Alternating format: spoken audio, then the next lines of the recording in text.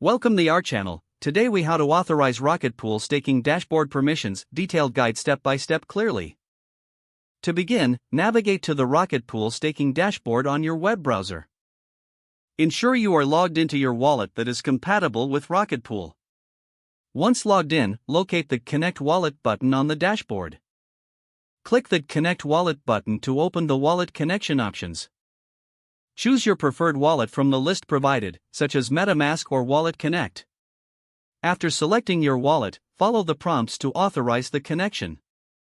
Your wallet may request permission to allow the Rocket Pool dashboard to access certain account details.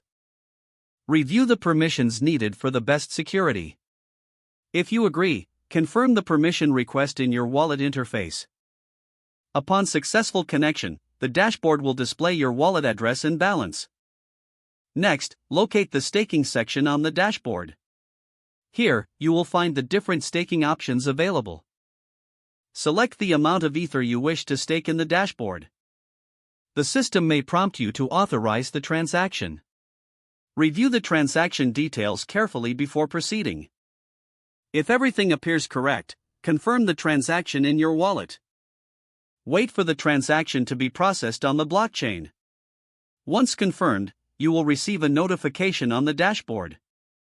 Your staking details will then be updated automatically to reflect your new balance. Explore further options, like adding more Ether or reviewing your staking rewards. Feel free to visit the FAQ section for any clarifications or further assistance needed.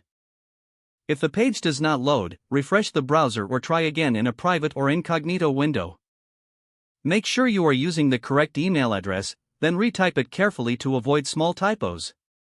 If your password is not accepted, use the reset option and create a new strong password you can remember. Check your spam folder for verification or security emails, then complete any requested confirmation steps. Enable two-factor authentication if available to improve account security and reduce unauthorized access risk. After signing in, review your profile details so your contact information and settings are accurate and current. If you see an error message, note it down and try again after restarting your device and internet connection. Don't forget to like this video and subscribe to our channel for more step-by-step tech guides.